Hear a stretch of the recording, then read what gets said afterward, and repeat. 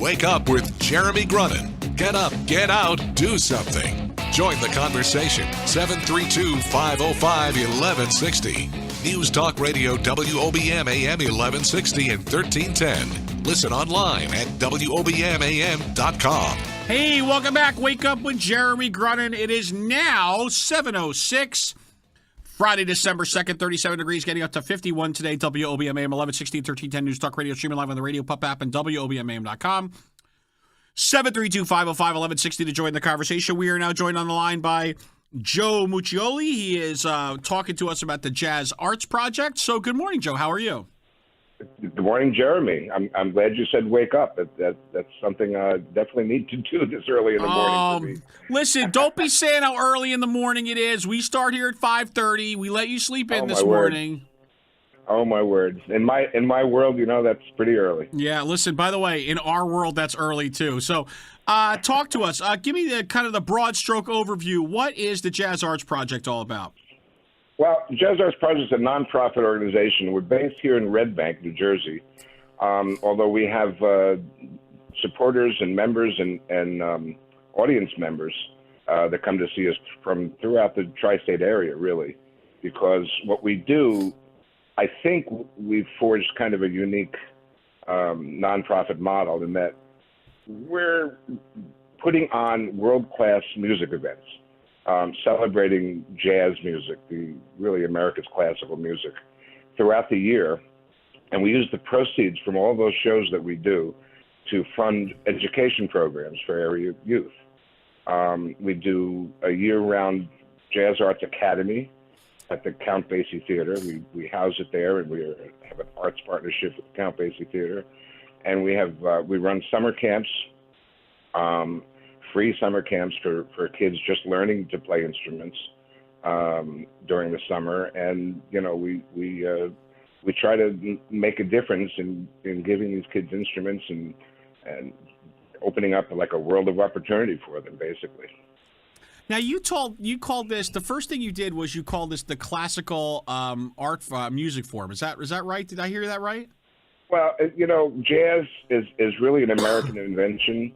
And you could equate it with classical music in that it is America's contribution to classical to music.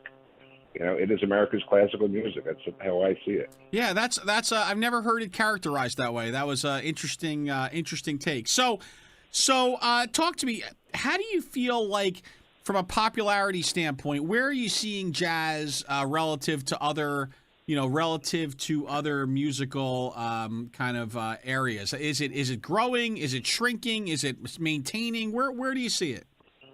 Jeremy, that's like the greatest question.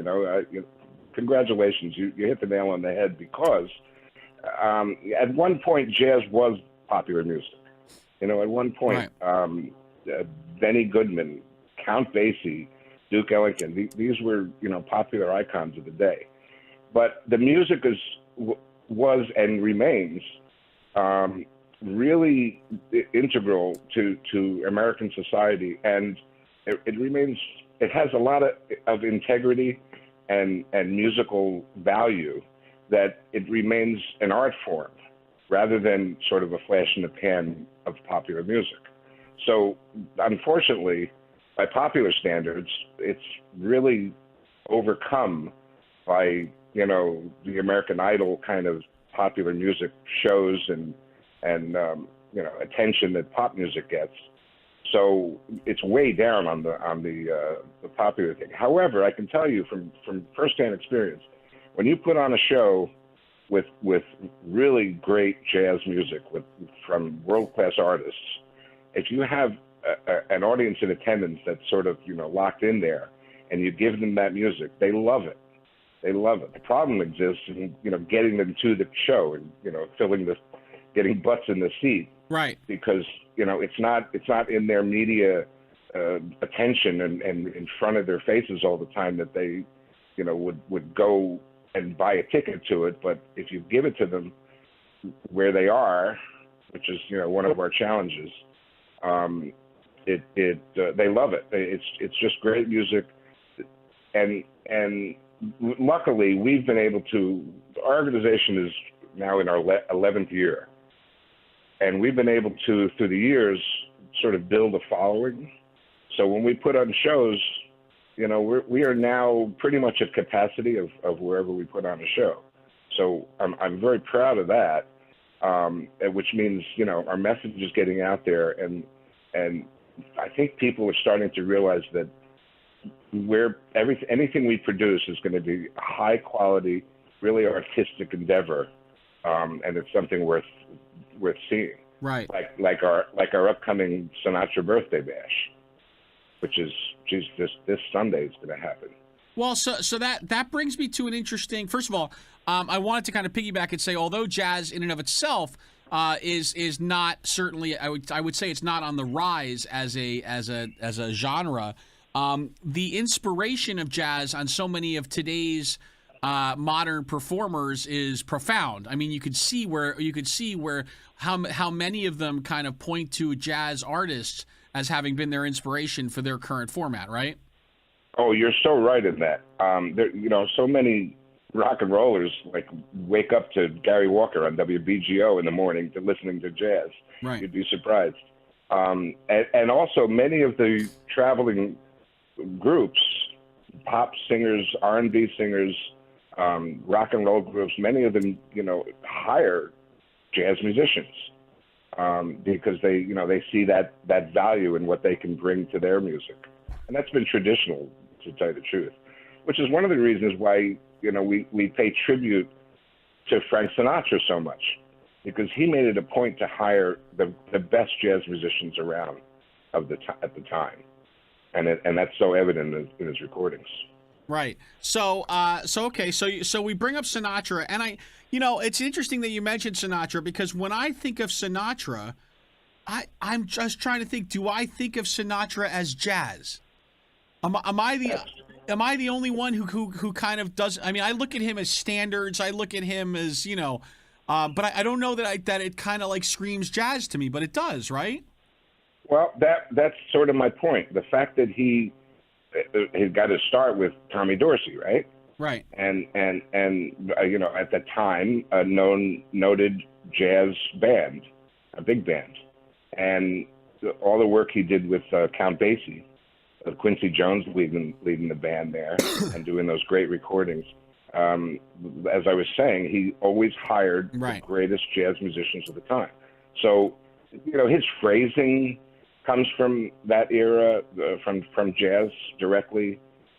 His sort of swagger, that whole thing is really a tribute to jazz music. He took it and made it his own. Of course, he became a star because he sort of became a catalyst for all this this music and the great arrangers he hired and the great musicians he hired. And sort of the culture of the times, he really made a statement and told stories that people could relate to, that people still relate to this day. Right. 101 years after, this is his 101st birthday this year. Wow. All right. So when we come back, I want to talk about some of the upcoming shows and kind of what we have on the horizon that you think our listeners would be interested in. I know that, as an example, I know my wife and I just bought tickets to Sal Valentinetti at the Basie, who's doing a Sinatra show. But I'd like to kind of talk about what's on the horizon and what you think people would kind of blow their socks off. Okay. Sounds terrific. Cool. Very good. Joe Muccioli, Jazz Arts Project. Wake Up with Jeremy Grunin. Back after this.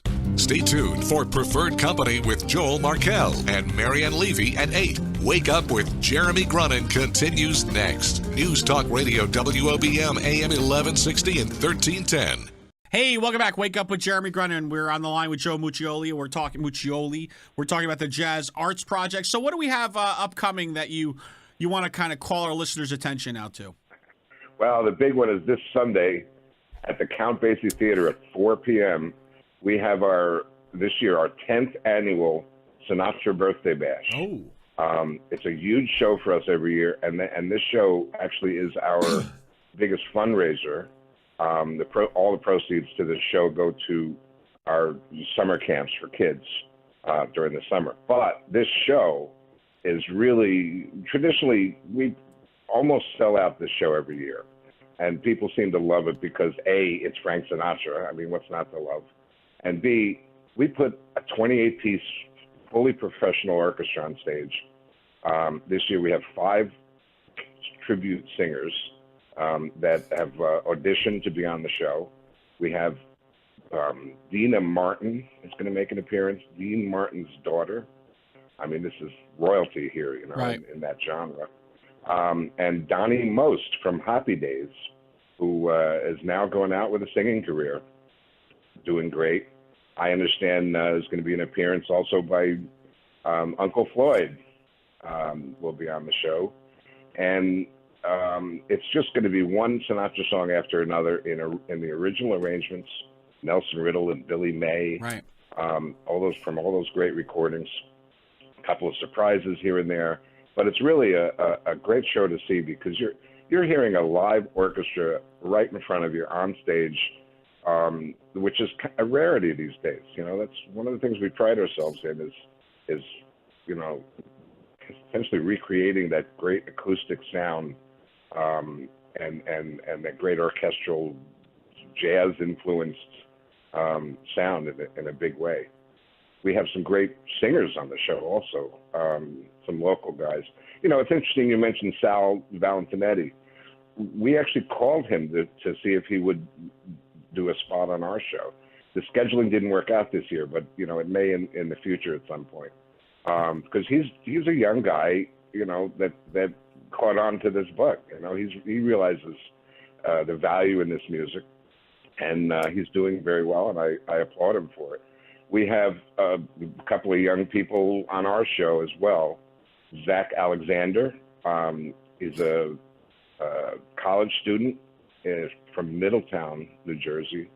I think he's out in Long Island in college at this point, doing the same thing, singing the great standards and you know, being a crooner.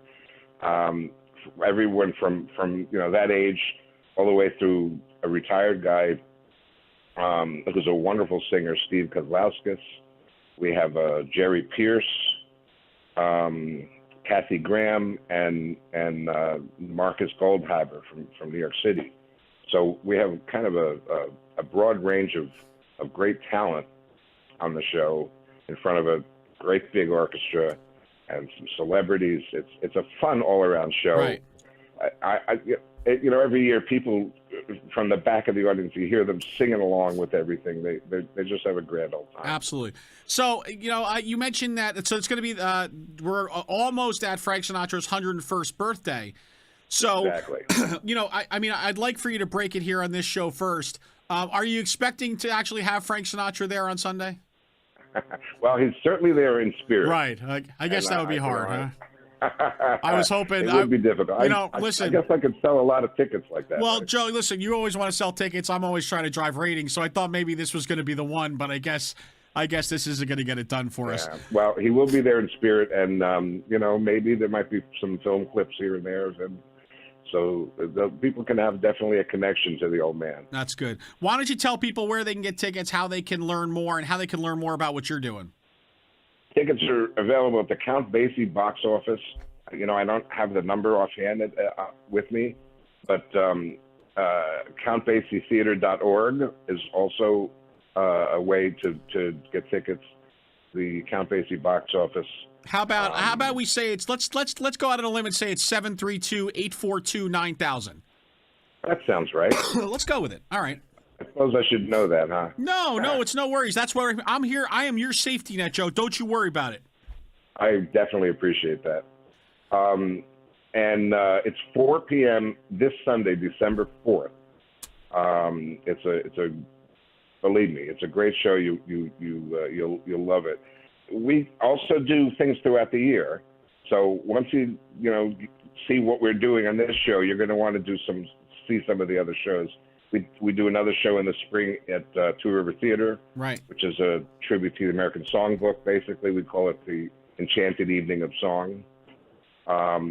In January, we're going to start up again with our Jazz Arts Academy at the Count Basie Theater, right, which I also wanted to mention. You know, if there are aspiring musicians high school, middle school, or high school age musicians that want to be involved in this program. It's a great Joe, why don't you Yeah. hold that thought? Why don't you come back after the break and let's talk about that, okay? Sounds great. Cool. Perfect. Joe Muccioli, Jazz Arts Project. Wake up with Jeremy Grunin. Hang out.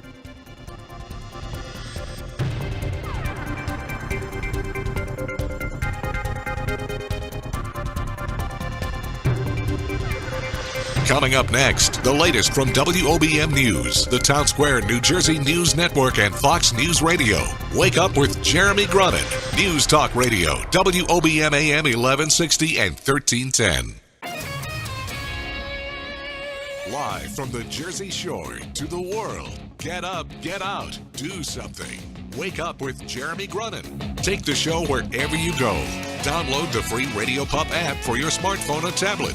Join the conversation. 732-505-1160. News Talk Radio, WOBM AM 1160 and 1310. Listen online at WOBMAM.com. Hey, welcome back. Wake up with Jeremy Grunin. It is now 7:33, Friday, December 2nd, 37 degrees, getting up to 51 today. WOBM AM 1160 and 1310. News Talk Radio, streaming live on the Radio Pup app at WOBMAM.com. 732-505-1160. Enjoy the conversation. We are joined by Joe Muccioli. Oh, God, I'm having so much trouble. It's Joe Muccioli. I said it right.